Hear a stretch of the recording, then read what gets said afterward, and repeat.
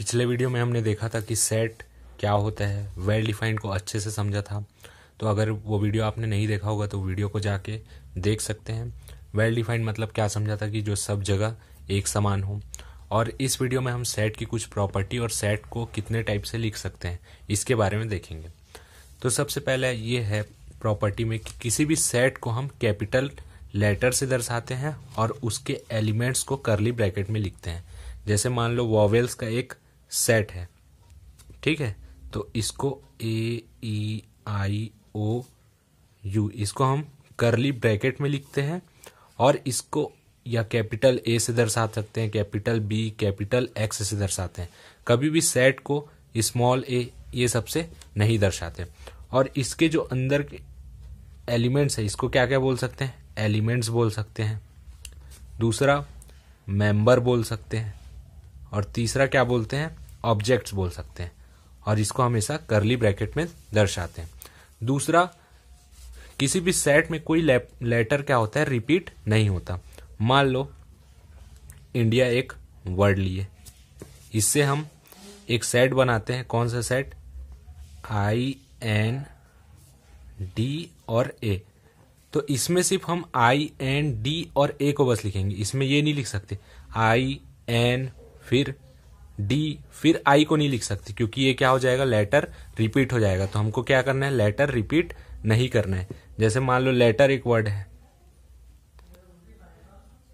Letter एक word है, इसका भी हम लोग को सेट बनाना है। तो कैसे बनेगा, एल टी और सिर्फ आर। तो ये क्या हो जाएगा, ई भी दो बार आया तो इसको एल ई टी और आर। ई भी दो बार आया तो दो बार नहीं लिख सकते, टी भी दो बार आया तो दो बार नहीं लिख सकते। मतलब किसी भी सेट में एलिमेंट्स को सिर्फ एक बार लिखते हैं, लेटर रिपीट नहीं होता।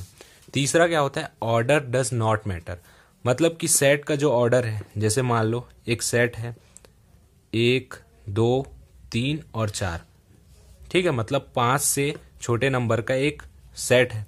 तो हम इसको ऐसा भी लिख सकते हैं 2 1 4 3।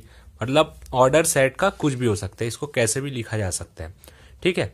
तो ऑर्डर इसमें सेट में मैटर नहीं करता। जैसे एक वॉवेल्स का एक सेट होता है ए ई आई ओ और यू, तो हम इसको कैसे लिख सकते हैं, और ए आई यू ओ ई, मतलब ई को इधर भी लिख सकते हैं, कहीं भी लिख सकते हैं। तो सेट में ऑर्डर मैटर नहीं करता। तो सेट की 3 प्रॉपर्टी क्या हो गई, इसको करली ब्रैकेट में लिखते हैं, सेट को कैपिटल लेटर से दर्शाते हैं, लेटर इसमें रिपीट नहीं होता है और ऑर्डर मैटर नहीं करता है। अब हम देखते हैं कि सेट को कितने टाइप से लिख सकते हैं या सेट का रिप्रेजेंटेशन कैसा होता है।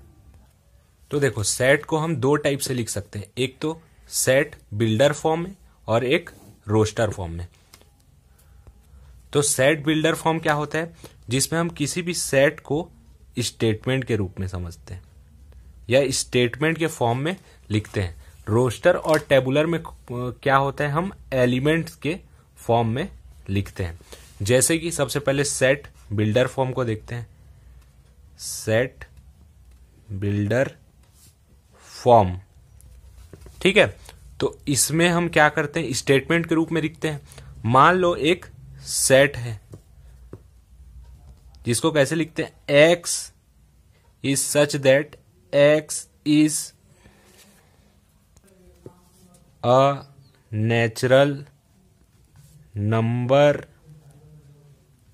लेस देन 5, ठीक है। तो सेट बिल्डर फॉर्म में इस प्रकार लिखते हैं। तो इसको क्या बोलते हैं, इस चिन्ह को या साइन को, इज सच दैट। मतलब कि एक सेट है जिसमें x जो एलिमेंट है वो कैसा है, x is a natural number less than 5। मतलब x जो भी एलिमेंट्स है वो 5 से छोटा प्राकृतिक संख्या है, ठीक है। तो 5 से छोटा संख्या कौन कौन सा होता है, प्राकृतिक या नेचुरल, 4 3 2 1। तो इसको हम स्टेटमेंट के रूप में ऐसे लिख सकते हैं, ठीक है। और इसको क्या बोलते हैं, इस चिन्ह को क्या बोलते हैं, इज सच दैट। मतलब x इस प्रकार है कि x 5 से छोटा नेचुरल नंबर है। अब ये सेट बिल्डर फॉर्म हो गया। इसी को हम रोस्टर फॉर्म में कैसे लिख सकते हैं, रोस्टर या टेबुलर बोलते हैं। अब इसी सेट को कैसे लिख सकते हैं, हम रोस्टर फॉर्म में क्या लिखते हैं, सिर्फ एलिमेंट्स। तो x is such that x is a natural number less than 5। 5 से छोटा नेचुरल नंबर क्या होगा, 1, 2, 3 और 4। 5 से छोटा नेचुरल नंबर ये होगा, तो ये क्या होगा, रोस्टर फॉर्म, जिसमें हम सिर्फ एलिमेंट्स को लिखें।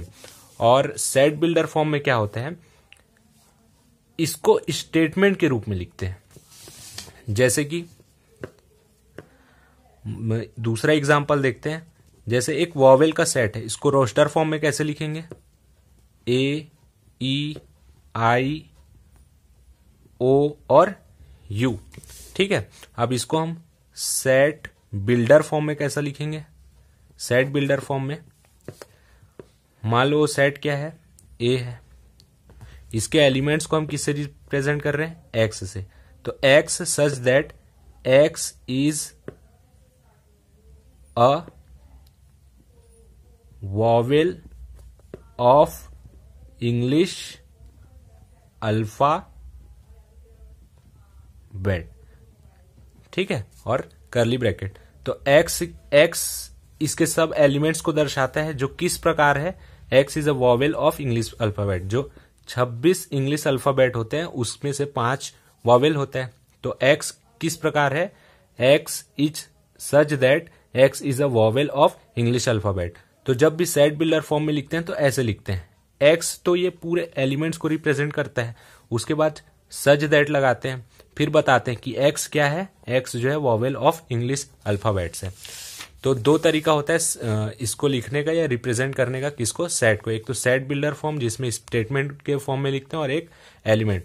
अब देखो एक चीज और, हमको ये शो करना है कि ए जो है वो सेट ए का एलिमेंट है।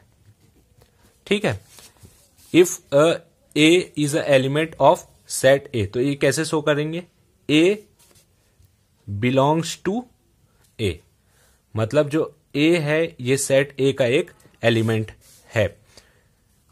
और अगर ए सेट ए का एक और एलिमेंट लेते हैं, मान लो बी, और ये सेट ए का एलिमेंट नहीं है, तो इसको कैसे शो करते हैं, A does not belong to B, does not belong to A. इसको क्या बोलते हैं, इस चिन्ह या साइन को क्या बोलते हैं, बिलोंग्स टू, मतलब इस सेट में है।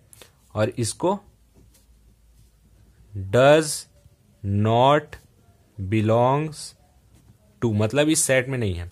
जैसे कि मान लो एक सेट लेते हैं 1, 2, 3, 4 और ये 5, इसको क्या बोलते हैं, इस नोटेशन को क्या बोलते हैं, एप्सिलॉन। एप्सिलॉन ये ग्रीक लैंग्वेज का एक साइन है, एप्सिलॉन बोलते हैं इसको। ठीक है, जैसे ये एक सेट है, अब मैं पूछूंगा कि 1 इस सेट में है कि नहीं है, तो बोलेंगे हाँ 1 is belong to set A. 4 is belong to set A. ठीक है, 5 is belong to set A. अब बोलूंगा क्या इस एलिमेंट में 6 है, तो क्या लिखोगे, 6 is not belong to set A. 8 है, 8 is not belong to set A. तो इसको ऐसे दर्शाओगे, तो इसको क्या बोलते हैं, 2 बिलोंग्स टू, मतलब इस सेट में होना चाहिए, और इसको डज नॉट बिलोंग टू, इस सेट में नहीं है। तो अगले वीडियो में हम एक्सरसाइज के क्वेश्चन देखेंगे। और ये वीडियो आपको अच्छा लगा हो तो वीडियो को लाइक और चैनल को सब्सक्राइब करना ना भूले। लगातार आपको इस चैनल पे वीडियो मिलते रहेंगे। धन्यवाद।